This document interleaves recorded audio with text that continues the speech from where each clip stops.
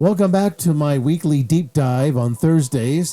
Today we're dissecting two explosive interviews between libertarian comedian Dave Smith and Nick Fuentes on Part of the Problem. Through a pure anarcho-capitalist agorist lens, we'll examine what they got right, what they missed, and the key differences between the October 2025 and the May 2026 episodes, and why this tension matters for anyone serious about dismantling the state. No team jerseys here, no MAGA cope or Groyper edginess. First principles only: voluntary exchange, private property, the non-aggression principle, and counter-economics as the real path to freedom. These two conversations represent a fundamental fork in the dissident right: individualistic market anarchism versus post-liberal identitarian nationalism. Let's break it down.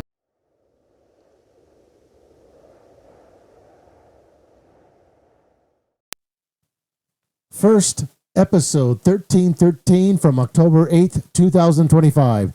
This was the long-awaited sit-down.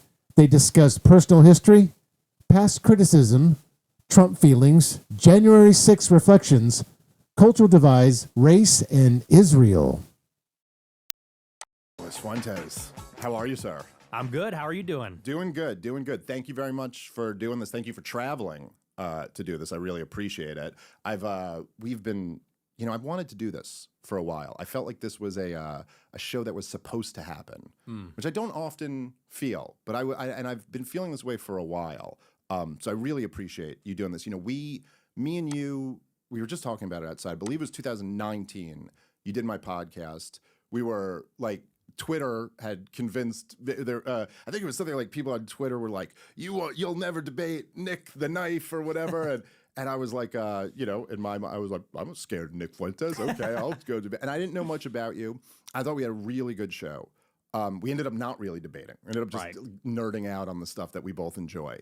And then you came back on my show. It was like right after you had got kicked off YouTube, I think. Yes. So that was like the thing. And then we did a debate, like a very broad kind of authoritarianism versus liberty type debate. And I want to say it was, I think, late 2020. Yeah, right? That sounds right. Because it was right at the end, I think, of the year. We were like talking about the year of the lockdowns and stuff like that. So that was five years ago. And both of us in the last 5 years have really pretty dramatically risen in stature, whatever, much bigger audiences, much more, just bigger audiences, more big moments, more, and so it just kind of seemed like a thing that should happen. And so I was real interested in that because, obviously he's working at the Daily Wire now. And so it was like, I know this is going to come up. I'm kind of curious what his take on this is going to be. Now, I bring this up literally, I'm not trying to trash Jordan Peterson. I respect Jordan Peterson. I think there's many aspects of his work that were very valuable. I mean, I have a baby brother around your age, not a baby, but I still call him that. But and I bought Jordan Peterson's book for him. Like I thought his work was great for young men, and obviously I don't love so much the stuff he's been doing lately.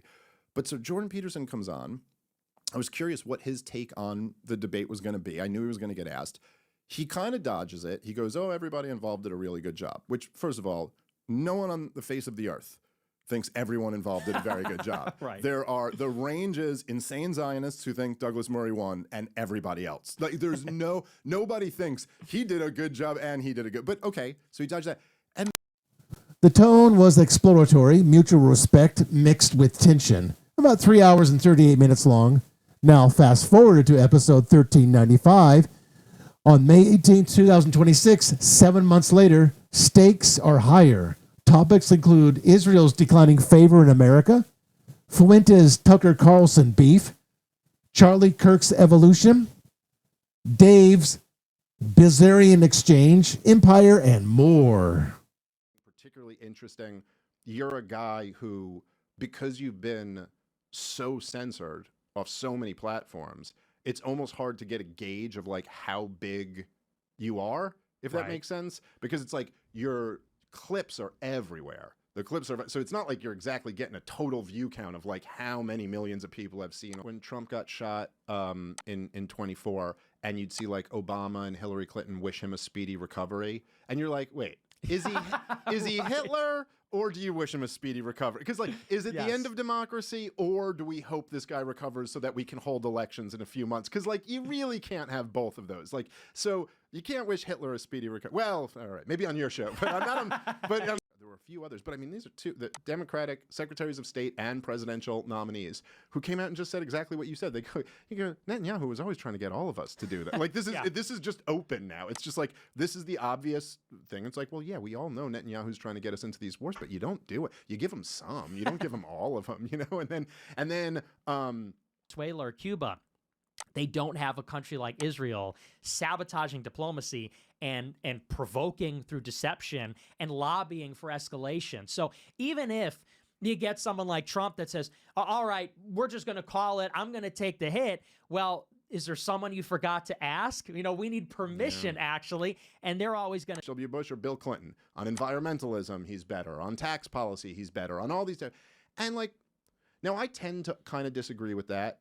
And I loved Ron Paul. Ron Paul would never come back and endorse the candidate. But, the thing is that in 1992, I can understand Pat Buchanan's argument. Because if you have a generally healthy country, and we could get into debating whether we were generally healthy or not, but compared to today, we were a much healthier country, much less divisive politically.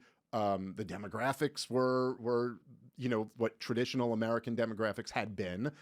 Not voting for us in the midterms? Oh my gosh, you're a left-wing Democrat. I can't believe you. And at the end of the day, Charlie Kirk, say what you want, he was on the team. He was with them. Yep. And even with Iran, people say, no, he was coming around. He was about to flip. He was really going to be based. When Trump bombed Iran the first time, Charlie Kirk defended it. Right. And they did the same goalpost thing.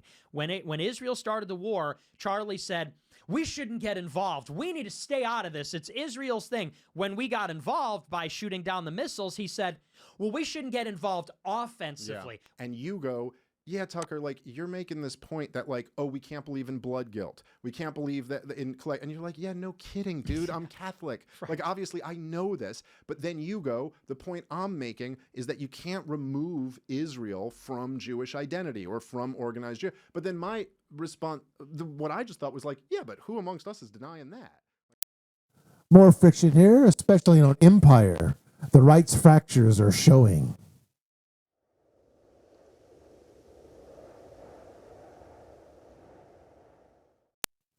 Both nailed several things from an agorist perspective.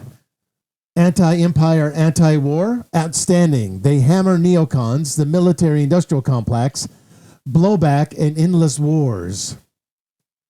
Wars are the ultimate state crime, taxation, funded aggression, violating NAP on a massive scale. Agorists see this as cronyism on steroids, enabled by fiat money. Established at right failures, spot on about grift, neoconservative capture, and MAGA's incomplete delivery on borders. Public choice theory explains why concentrated lobbies win. Cultural pushback and free association. They correctly oppose censorship and woke coercion. Voluntary association and discrimination are core AnCap rights. Think private communities, covenants, and parallel economies. Demographic concerns under welfare states highlight real incentive problems. Solid noticing, but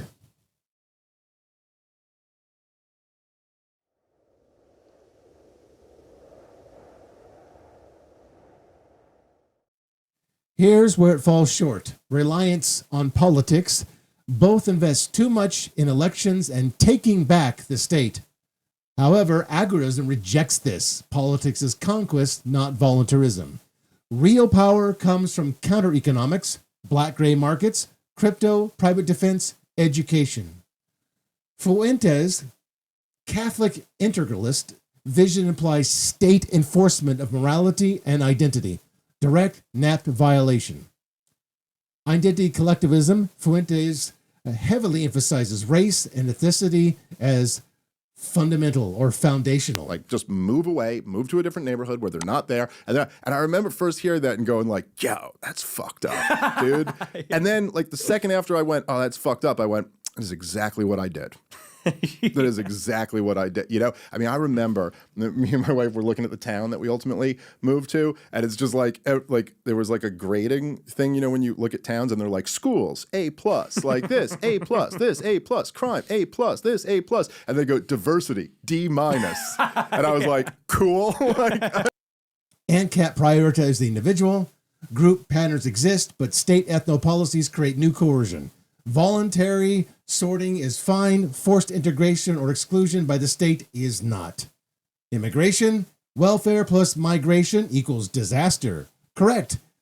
But mass deportation is still state action. Better, in welfare, privatize borders, let property owners decide. Economics, implicit protectionism clashes with genuine free trade. Comparative advantage. Dave is stronger individualism and anti-state consistency. Fuentes brings raw cultural realism that libertarians sometimes ignore. Family, fertility, high-trust society.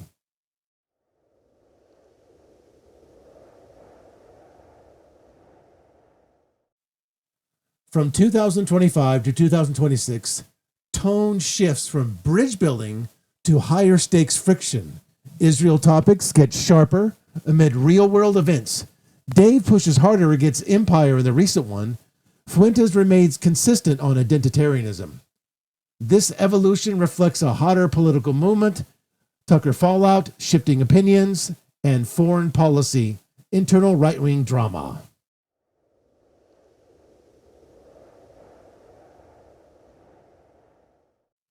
These interviews show powerful overlaps against the cathedral, but also the fork. Dave's libertarianism, universalism versus Fuentes' particularist nationalism. Strengths, they normalize taboo noticing, which can prime people for radical decentralization. Weakness, over-reliance on political saviors instead of building exit infrastructures. True third way, agorist entrepreneurship. Undermine the state by creating superior voluntary alternatives. Parallel institutions drain its legitimacy.